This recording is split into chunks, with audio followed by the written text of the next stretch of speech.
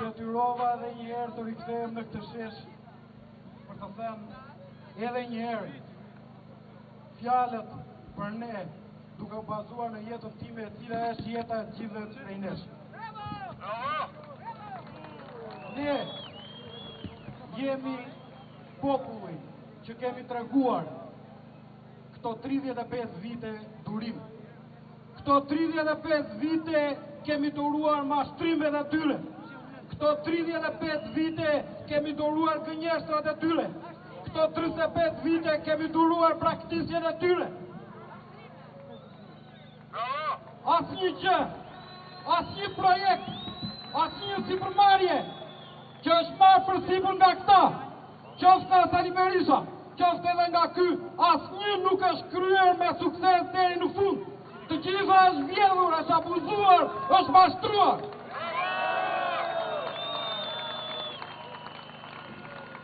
Fatkeqësisht, kushtetuta thot që presidenti ushtron vullnetin e popullit.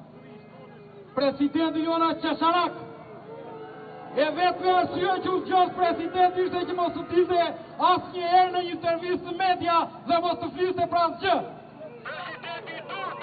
Ne nuk kemi nevojë për të, se ne flasim vetë. Ne kemi folur vetë dhe do flasim vetë sot më shumë se kur. Motra dhe vëllezër, ky nuk është një protestë e thjeshtë, ky është një protestë që vjen mbas 3 dekadash e gjysmë.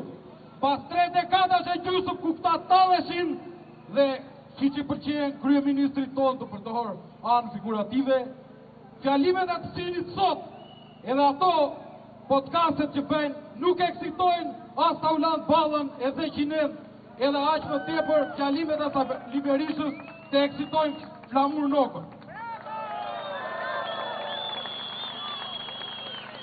Edi Rama, ti po kërkon të ndërtosh një narrativ të re. Përdore fen që nuk ka turp më të madh për shqiptarët të kujtosh fen. Ne jemi shembull botror, po jemi ne, jo ju. Kërkove algoritmi të Karan sot i lutesh e një familje që sipas teje të çonte letër ku ti i thoje në protestë mos dil. Pse? Se ke frikë. Nga se ke frikë ti? Ti ke frikë nga vota e lirë, nga zgjedhja e lirë, nga zgjedhja dhe gjithve këtyre njerëzve. Sot,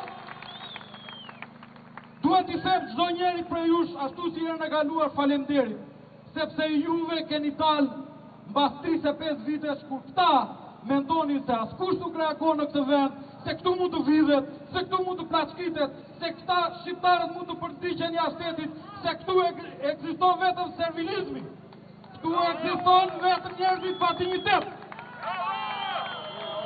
Më thoni një deputet vetëm, një deputet që është i zgjedhur nga vota e popullit dhe dali këtu, në këtë shesh midis njerëzve të kërkoj falje.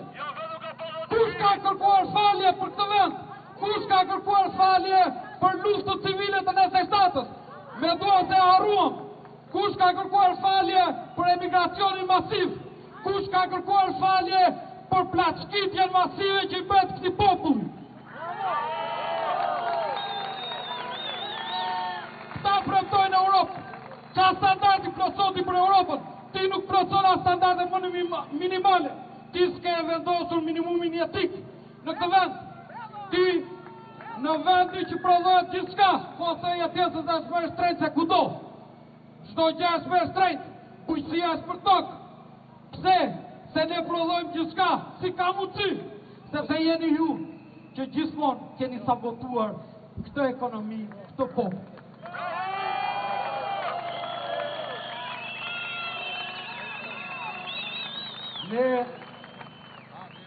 Unë flas sipas jetës time dhe sipas jetës time do vazhdoj ta bëj, sepse vetëm time përfaqësoj. Ti na kërkon llogari, ne pse të kërkojmë llogari ty? Para këtyre shkallëve ti the se qeveria është e juaja, ne kemi vetëm rolin. Sot sillesh si pronar. Si ka mundësi? Si ka mundësi si pronar partie, si pronar bashkie, si pronar qeverie? Si ka mundësi? Ne nuk duam thjesht Ramanburg, ne duam konfiskimin e pasurive të gjithë politikanëve të korruptuar. Konfiskimin e të gjitha pasurive të politikanëve të korruptuar, edhe atyre që kanë qenë para këtyre që janë tani që kanë marrë rolin e biznesmenave.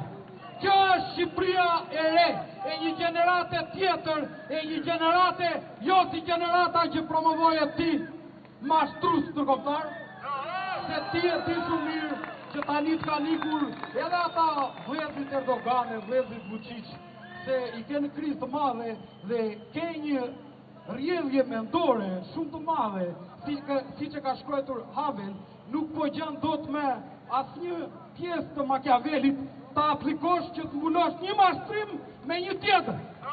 Ne nuk i hamë mashtrimet, ne duam tërheqje të tërhiqesh si burr, por ti e burracak se bëndot.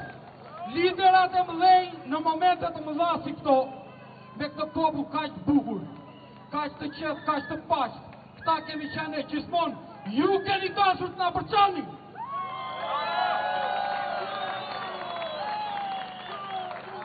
Jepet tërheqjen për këtë popull se ti sërish do rrëzohesh. Sot, pavarësisht në këtë proteste, nuk mund të jemi gjithë, po kudo, në çdo vend, në çdo familje, në çdo qytet dhe fshat të Shqipërisë, në çdo vend të botës ku ka shqiptar, 80% atyre përveç servilave që ti mban, janë kundër teja dhe po dalësh nesër në zgjedhje, nesër është funerali yt politik.